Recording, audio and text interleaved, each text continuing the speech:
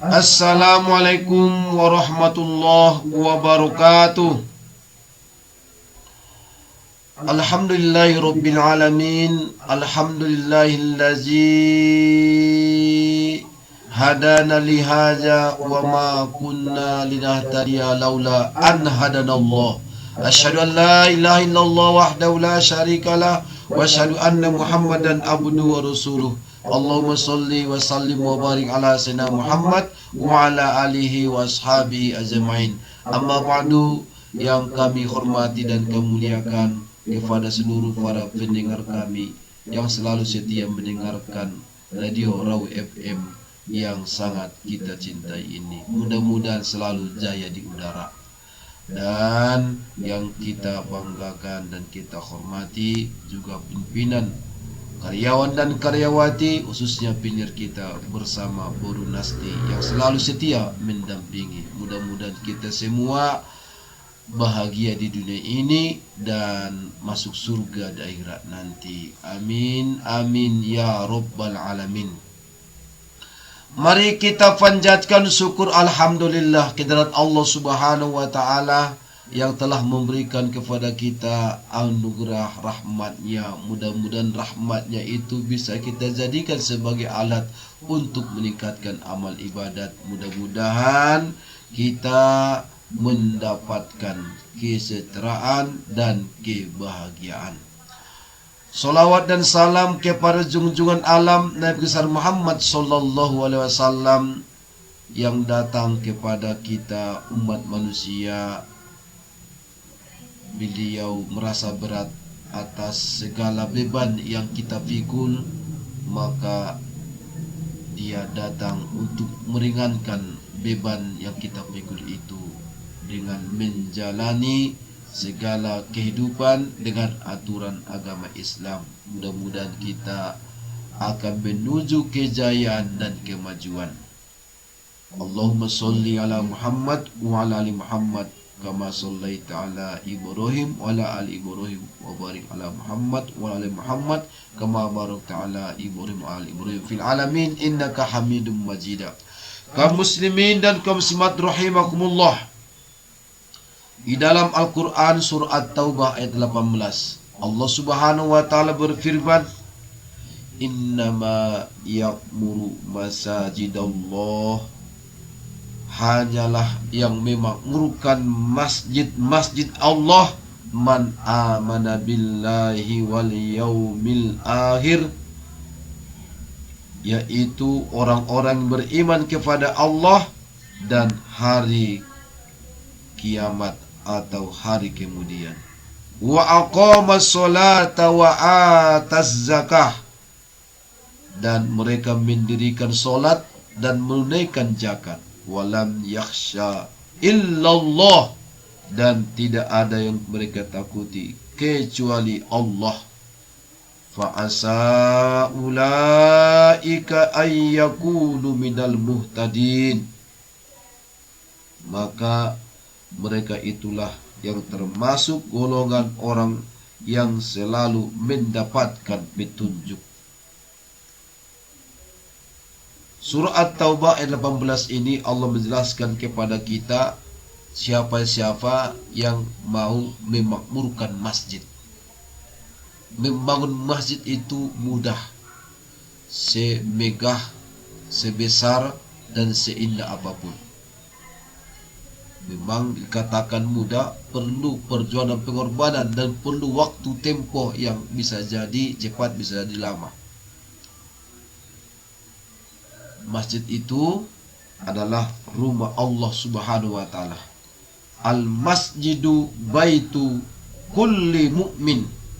Masjid adalah rumah setiap mukmin. Hadis riwayat Abu Nuaim dari sahabat Salman Al-Faris.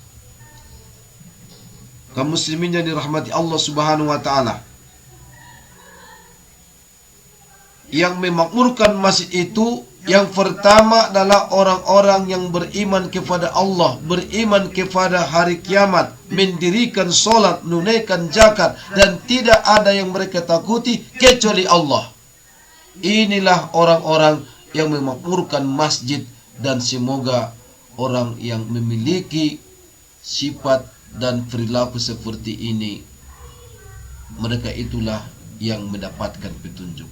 Mereka lah yang mendapatkan hidayah. Beriman kepada Allah, beriman kepada hari akhirat, dan selalu mendirikan solat, menunaikan zakat, dan tidak ada yang takutinya kecuali Allah Subhanahu wa ta'ala. Kaum muslimin rahimakumullah, Ija ra'aitumur rajula mulazimal masjid fashhadu lahu bil iman. Jika kalian melihat seseorang yang konsisten dengan masjid, bersaksilah kepadanya dengan keimanan. Ini seringnya datang ke masjid itu tandanya orangnya beriman. Membangun masjid itu sangatlah dianjurkan, dan bahkan dalam berbagai hadis disebutkan, siapa yang ikut membangun masjid, maka Allah akan membangun untuknya rumah di surga. Membangun masjid itu sangat dianjurkan kepada kita semua. Oleh karena itu, kita harus berusaha semasa mungkin untuk ikut berpartisipasi membangun masjid. Kalau bisa membangun masjid itu kulum azamain, semuanya dari kita. Bagi yang sanggup, memang ada orang-orang yang memberikan Allah kesanggupan dan punya iktikat untuk membangun masjid sebanyak-banyaknya. Bahkan ada yang ingin membangun masjid 99, dan itu sebagian sudah dilaksanakannya. Mudah-mudahan Allah Subhanahu wa ta'ala memberikan fadilah dan keutamaan kepada yang sudah melakukannya itu, dan berikan Allah ganjaran yang terbaik di dunia dan akhirat. Tapi di akhir zaman ini banyak masjid yang dibangun dengan bersusah payah, dengan waktu yang lama, dan bahkan di tepi jalan dilakukan permintaan partisipasi dari masyarakat untuk ikut berkontribusi untuk membangun masjid di satu tempat berbulan-bulan bahkan bertahun-tahun. Alhamdulillah, pengurus atau panitia masjid itu mengingatkan kembali kepada umat untuk ikut membangun dan berpartisipasi membangun masjid. Itu memberikan peluang kepada seluruh umat untuk ikut berpartisipasi membangun masjid, sehingga dia punya peluang untuk mendapatkan rumah di surga nanti. Walaupun hanya sekecil tempat burung bertelur, itu pasti Allah akan balas dalam kehidupannya di dunia dan akhirat. Alhamdulillah, di akhir zaman ini banyak masjid yang sudah didirikan, sudah dibangun, dan bahkan masjidnya pun megah, besar, luas, indah, dengan taman-tamannya, dan konstruksinya, bangunannya pun sangatlah mempesona, dengan relief yang sangat indah. Tapi saudaraku, ternyata di akhir zaman Rasulullah SAW dalam hadis riwayat Ibnu Huzaimah menyebutkan, yakti ala ummati zaman yatabahawna bil masajid, akan datang suatu zaman di mana banyak orang yang membangun masjid, masjidnya megah, wala ya'murunaha illa qalila, dan orang yang memakmurkannya sangatlah sedikit. Masjidnya besar, Tapi ternyata yang sholat, kalau sholat maghrib hanyalah mungkin 1 baris, 2 baris, 3 baris paling banyak. Di sholat isya 1 baris tidak penuh. Begitu juga di waktu sholat subuh. Sholat zuhur, sholat asar, begitulah bervariasi. Banyak sajadah yang kosong. Bangunannya dibangun dengan megah, tapi memakmurkannya sangat sedikit. La taqumus sa'ah hatta yatabahan nas fil masajid. Kiamat tidak akan terjadi hingga manusia bermegah-megahan dalam membangun masjid. Hadis riwayat Abu Daud. La taqumus sa'ah, kiamat tidak akan terjadi hatta yatabahan nas fil masajid, sehingga manusia bermegah-megahan dalam membangun masjid. Membangun masjid dengan megah itu sangatlah bagus. Tapi kalau hanya bangunannya megah tapi yang memakmurkannya sedikit, tentu ini sangatlah mengecewakan kita.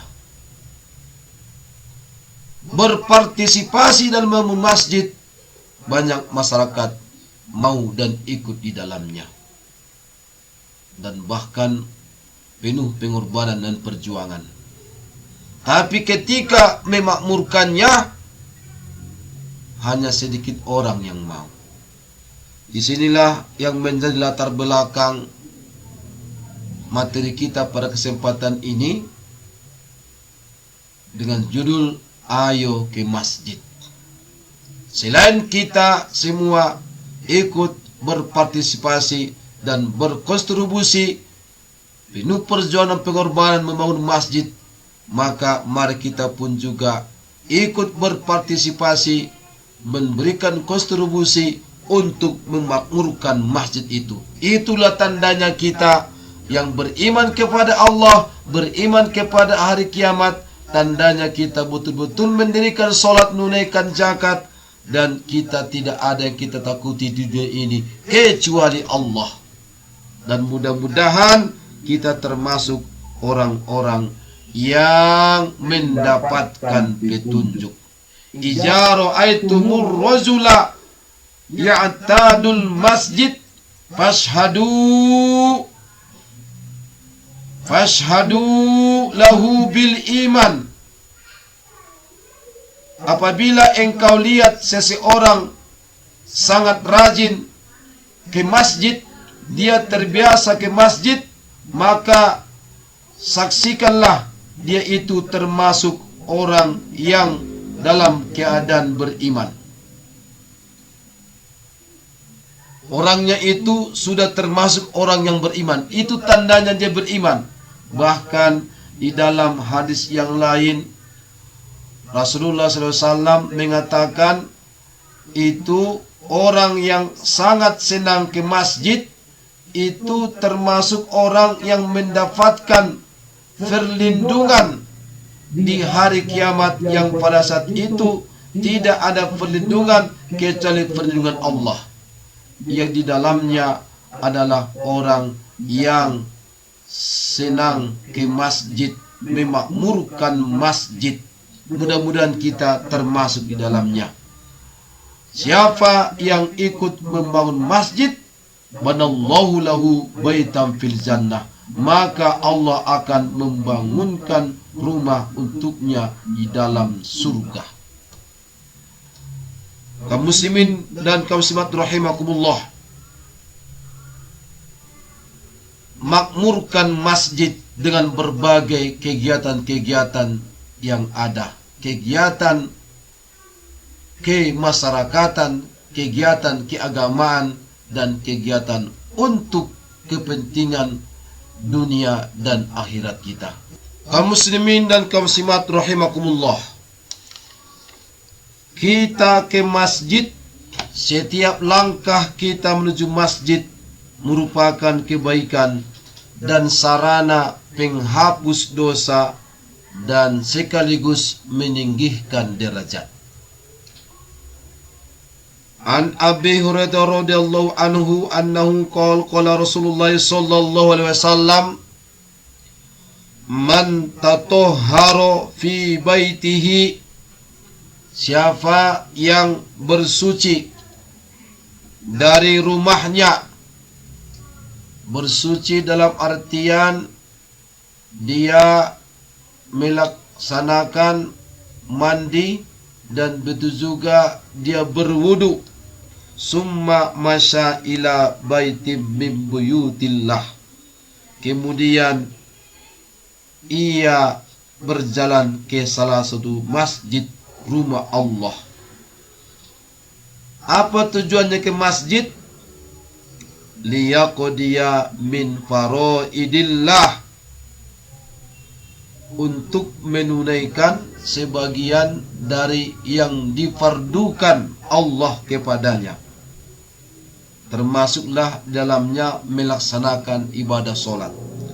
Kanas khutwatahu ihdahuma tahuttu khati'atau wal ukhra tarfa'u darajah, maka kedua langkahnya, yang satu menghapus kesalahan, yang satunya lagi meninggikan derajat.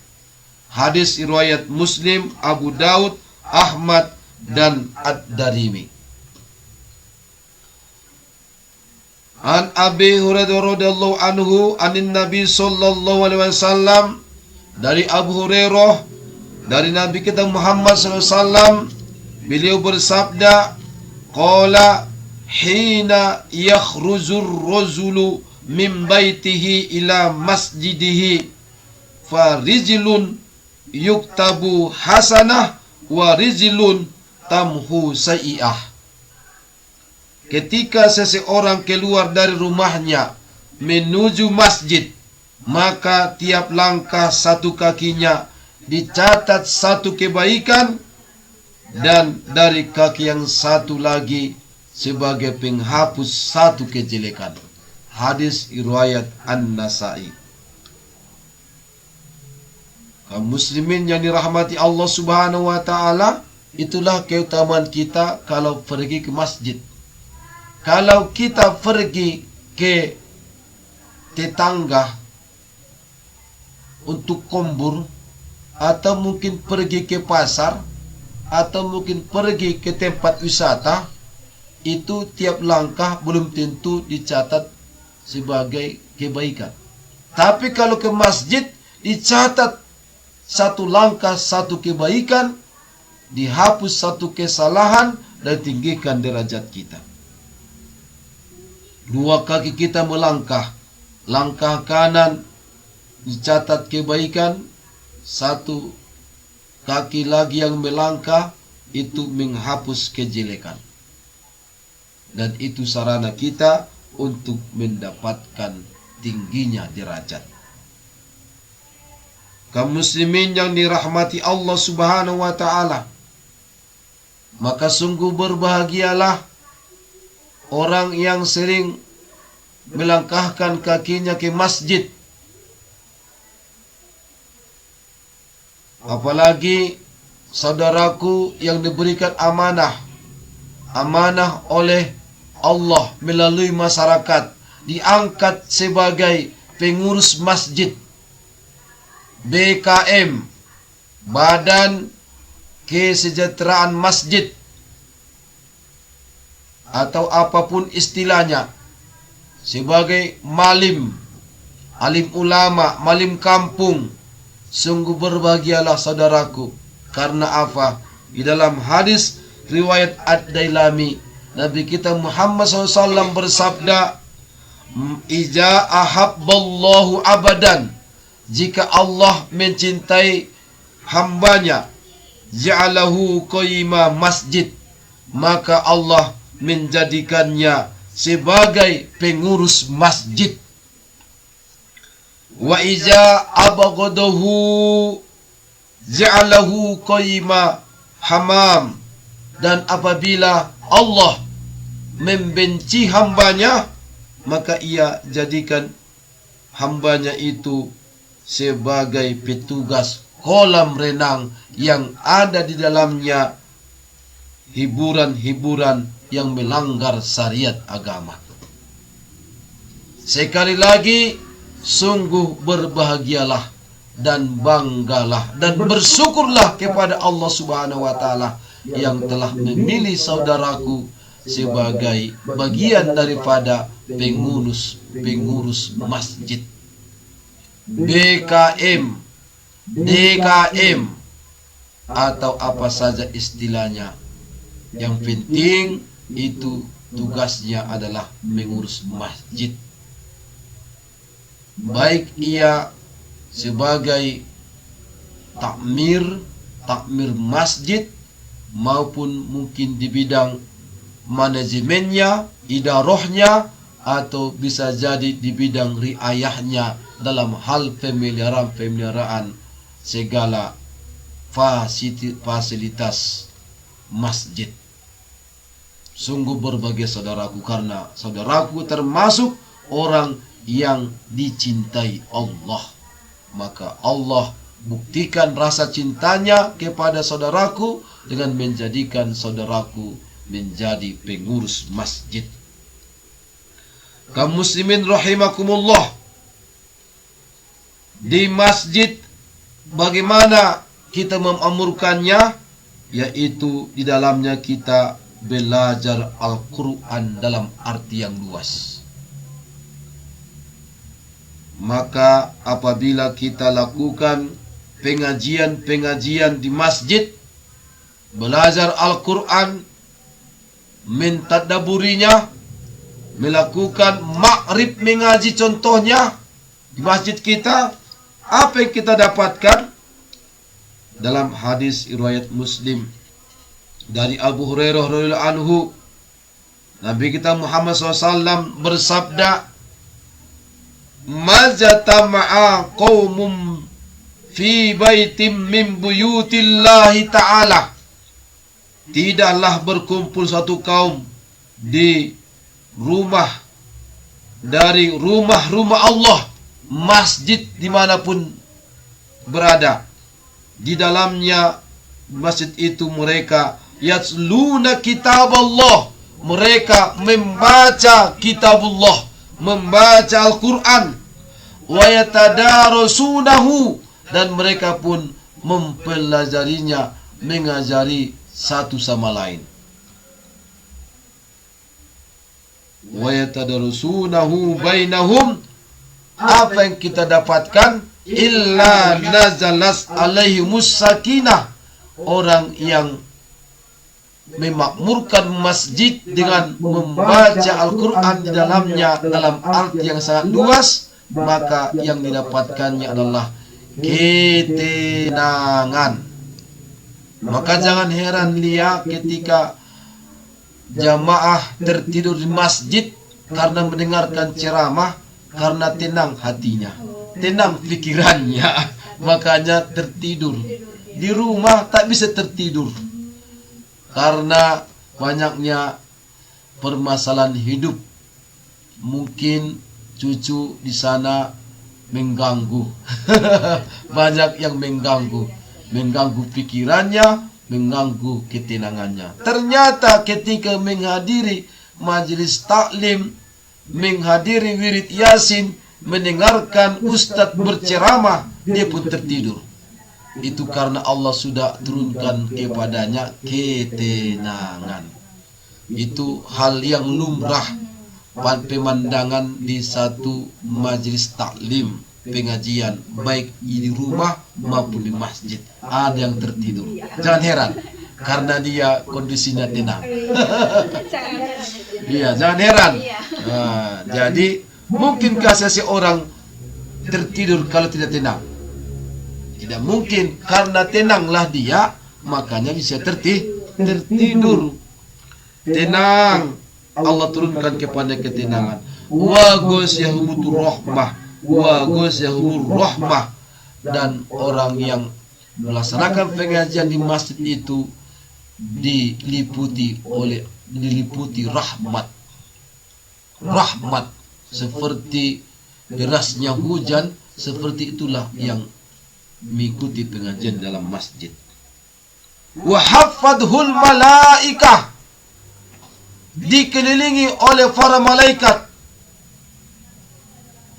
Selain dikelilingi oleh jamaah di kanan kiri, depan dan belakang, ternyata kita juga dikelilingi oleh malaikat. Jangan sampai kita dikelilingi oleh setan. Kalau di masjid itu kita dikelilingi oleh malaikat. Kalau malaikat, mereka mengilhamkan ketakwaan kepada diri kita. Wa nafsi wa ma sawwaha falhamaha fuzuruha wa taqwaha qad aflaha man zakkaha wa qad khaba man dassaha. Demi jiwa dan penyempurnaannya diilhamkan dalam jiwa manusia itu ada sifat fujur, berbuat dosa dari bisikan setan, dan kemudian juga bisikan ketakwaan itu dari malaikat. Jika kita sudah dikelilingi oleh malaikat, tentu kebaikan-kebaikanlah yang terilhamkan dalam hati dan pikiran kita, dan mudah-mudahan itu akan mempengaruhi perilaku kita. Kebaikan-kebaikanlah yang kita lakukan selalu. Perkataan kita perkataan yang baik, sikap kita sikap yang baik, perbuatannya perbuatan yang baik. Wa zakarahumullahu fi man indahu, dan Allah Subhanahu wa taala selalu membicarakan kita yang menghadiri pengajian itu dalam masjid di hadapan malaikatul muqarrabin, karena Allah bangga dengan perbuatan kita. Itulah senangnya kita ke masjid untuk menghadiri berbagai pengajian. Kita bacakan Al-Quran di dalamnya dan kita saling ajar mengajari. Kemudian apalagi fadilah kita ke masjid? Kalau kita ke masjid dalam salat berjamaah, maka kita dapatkan keutamaan 25 sampai 27 derajat dibandingkan kita solat di rumah. Rasulullah SAW bersabda, "Salatul rajuli fil jamaah," orang yang solatnya berjamaah, si orang laki-laki dibandingkan solatnya di rumah atau mungkin di pasar ada situ musolah, itu lebih utama, dilipat gandakan pahalanya dengan 25 kali lipat. Yang demikian itu karena dia telah berwudu dengan menyempurnakan wudunya, lalu ia keluarnya pun dia dari rumahnya itu menuju masjid, dia melaksanakan solat berjamaah, maka tidak ada satu langkah pun dari langkahnya kecuali akan ditinggikan satu derajat dan akan dihapuskan satu kesalahannya. Apabila dia melaksanakan solat, maka malaikat akan turun untuk mendoakannya selama dia masih dalam berada di tempat solatnya. Malaikat itu berdoa, "Ya Allah, ampunilah dia. Ya Allah, rahmatilah dia." Dan seseorang dari kalian senantiasa dihitung dalam keadaan solat selama dia menanti pelaksanaan solat. Hadis riwayat Bukhari. Kaum muslimin yang dirahmati Allah, dari Abdullah bin Umar radhiyallahu anhuma anna Rasulullah sallallahu alaihi wasallam qala, bahwa Rasulullah SAW bersabda, "Salatul jamaah tabdulu salatul fazzi bisab'in wa isrina darajah." Salat berjamaah lebih utama dibandingkan salat sendirian dengan 27 derajat. Hadis riwayat Bukhari. Kaum muslimin yang dirahmati Allah Subhanahu wa taala, oleh karena itu bagi kita semua, baik terutama kaum Adam, salat di masjid itu lebih utama, baik ia salat sendirian apalagi salat berjamaah. Begitu juga kaum Hawa, solat berjamaah di masjid lebih utama daripada solat sendirian di rumah. Solat berjamaah di rumah, solat berjamaah di masjid itu lebih utama, baik ia kaum Adam maupun kaum Hawa, karena kita dapatkan 25 derajat sampai 27 derajat kelebihannya. Tapi kalau kaum Hawa solatnya sendirian, itu jauh lebih utama di rumahnya. Kaum muslimin yang dirahmati Allah, kemudian pada hari Jumat ada khususnya kaum bapak, kaum Adam, kaum laki-laki, dia menuju masjid. Apa yang didapatkannya? Dalam hadis yang bersumber dari Abu Hurairah radhiyallahu anhu, bahwa Nabi kita Muhammad SAW bersabda, barang siapa mandi pada hari Jumat sebagaimana dia mandi janabah. Jadi mandi hari Jumat itu seperti mandi janabah, mandi wajib. Setelah ia mandi, lalu ia berangkat menuju masjid, maka dia seolah-olah berkurban seekor unta. Pada hari Jumat, dia mandi pada hari Jumat, mandi sunat seperti mandi wajib. Lalu ia berangkat menuju masjid, maka ia seolah-olah berkurban seekor unta. Dan barang siapa datang pada kesempatan saat kedua, maka dia seolah berkurban seekor sapi. Dan barang siapa yang datang pada kesempatan saat ketiga, maka dia seolah berkurban seekor kambing yang bertanduk. Dan siapa datang pada kesempatan saat keempat, maka dia seolah berkurban seekor ayam. Dan barang siapa datang ke masjid pada kesempatan saat kelima, maka dia seolah berkurban sebutir telur. Dan apabila imam sudah keluar untuk memberikan khutbah, maka para malaikat hadir mendengarkan zikir khutbah tersebut. Hadis riwayat Bukhari. Betapa Allah sangat menghargai orang yang bersungguh-sungguh dalam mempersiapkan solat Jumat di masjid. Orang yang mempersiapkan diri lebih dini dan lebih baik mendapatkan apresiasi lebih baik daripada Allah Subhanahu wa taala. Maka idealnya kira-kira 2 jam sebelum khatib naik mimbar, kita sudah menghentikan aktivitas lain dan segeralah kita membersihkan badan sebagaimana mandi janabah, mengenakan pakaian terbaik yang kita miliki serta memakai wewangian, dan selanjutnya kita pun berangkat ke masjid lebih awal.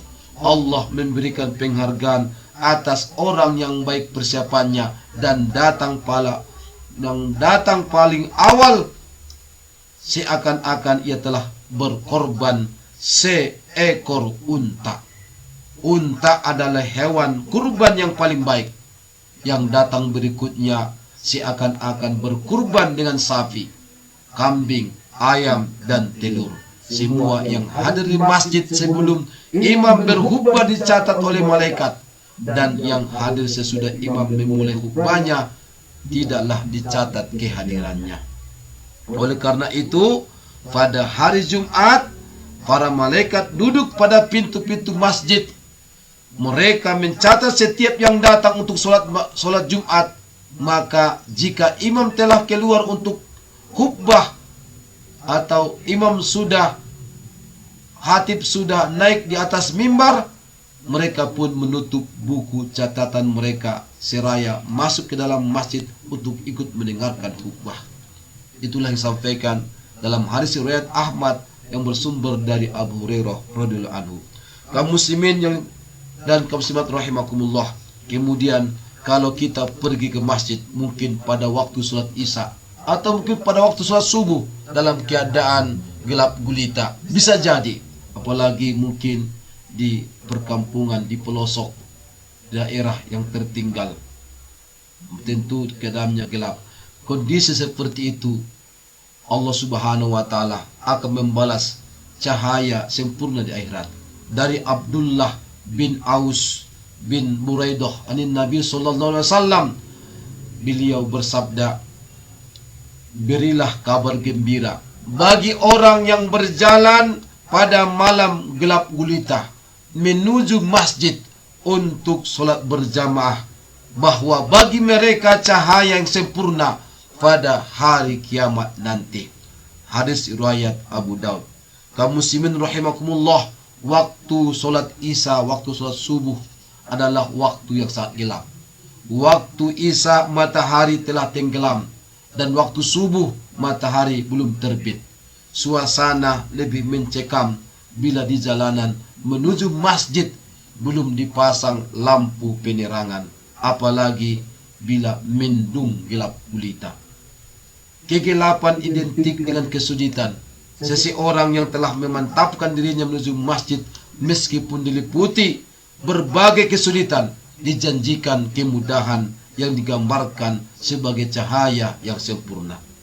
Kaum muslimin dan kaum muslimat rahimakumullah, dalam closing statement kami dalam materi ayo ke masjid, yang pertama, kedatangan kita ke masjid adalah tanda keimanan. Itu tandanya kita memiliki ciri sebagai orang yang beriman. Kita ke masjid bukan hanya di bulan Ramadan atau solat Idul Adha dan Idul Fitri, tapi usahakanlah setiap saat kita lebih banyak langkah kita ke masjid, karena setiap langkah itu dinilai kebaikan, menghapus kesalahan dan mengangkat derajat kita. Dan apabila kita sholat berjamaah, kita mendapatkan pahala berlipat ganda 25 sampai 27 kali lipat dibandingkan kita sholat sendirian. Dan kita tidak hanya sibuk membangun fisik masjid, tapi kita pun semua harus ikut sibuk berpartisipasi dan berkontribusi sesuai dengan kompetensi kita masing-masing untuk memakmurkan masjid dengan berbagai kegiatan-kegiatan yang ada. Mudah-mudahan ajakan kami ini yang kami sampaikan melalui radio yang kita cintai ini, mudah-mudahan kita makin banyak memakmurkan masjid, dan kita jadikan masjid tidak hanya tempat ibadah sesaat, melainkan juga pusat kehidupan umat. Dengan memakmurkan masjid, seorang muslim tidak hanya meraih pahala yang besar, tetapi juga memperkuat iman, membangun persaudaraan, dan ikut berkontribusi pada kemajuan masyarakat secara keseluruhan. Memakmurkan masjid, insya Allah masjid akan memakmurkan. Yang orang yang suka memakmurkan masjid, Allah akan memakmurkan kehidupannya. Mudah-mudahan Allah Subhanahu wa Ta'ala mengetuk hati kita, memberikan hidayah dan kemauan dan kemampuan untuk sama-sama kita memakmurkan masjid. Jangan sampai masjid kita megah, tapi ternyata sedikit yang mau memakmurkannya. Na'udzubillahi min dzalik. Demikian yang dapat kami sampaikan. Wallahu muwaffiq ila aqwamit billahi taufiq wal hidayah. Subhanakallahumma bihamdika asyhadu an la ilaha illa anta astaghfiruka wa atubu ilaik. Assalamualaikum warahmatullahi wabarakatuh.